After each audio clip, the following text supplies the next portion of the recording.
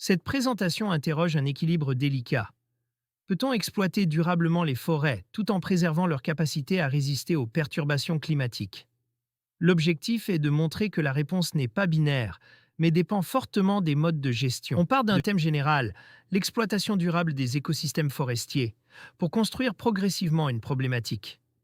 La question centrale devient alors, comment concilier l'usage des ressources avec la résilience écologique face au climat? Le sujet est intéressant parce qu'il se situe au croisement de plusieurs disciplines.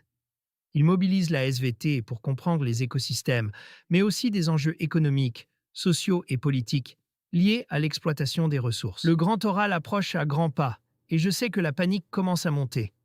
Mais j'ai une excellente nouvelle pour vous. Ce sujet que vous regardez en ce moment même est l'un des exemples de mon livre.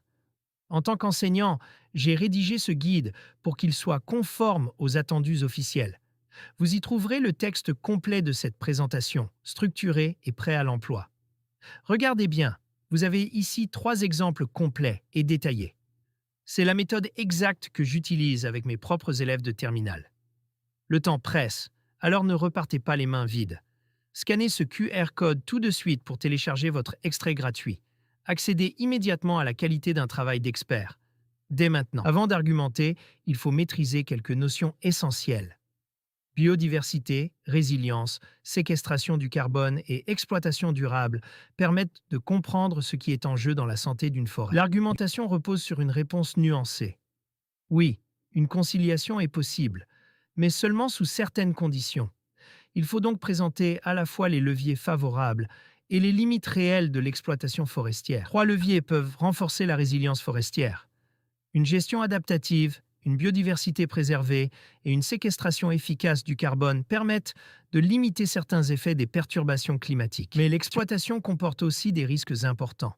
Elle peut altérer les écosystèmes, dégrader les sols et rendre les forêts plus vulnérables aux événements extrêmes. Le bilan montre que chaque objectif positif a son revers possible. Préserver la diversité, maintenir la fertilité des sols et stocker du carbone exigent une gestion fine, car une exploitation mal conduite fragilise rapidement l'équilibre écologique. Pour comprendre la résilience, on peut utiliser des analogies simples. Une forêt riche en espèces fonctionne comme un organisme en bonne santé. Elle récupère mieux après un choc qu'un système déjà affaibli. La solution passe par une coopération entre scientifiques, pouvoirs publics et industriels. La conciliation n'est possible que si les décisions économiques s'appuient sur des données écologiques et un cadre politique exigeant. Nous sommes dans la dernière ligne droite. Vous avez maintenant un aperçu concret de la qualité de mes argumentations. Sachez que le texte intégral de cette présentation sur ce sujet, mot pour mot, vous attend à l'intérieur du livre. C'est votre passeport pour l'excellence. Plus besoin de stresser sur la rédaction. Un enseignant de terrain et jury de l'épreuve du grand oral l'a fait pour vous, en respectant scrupuleusement les grilles d'évaluation.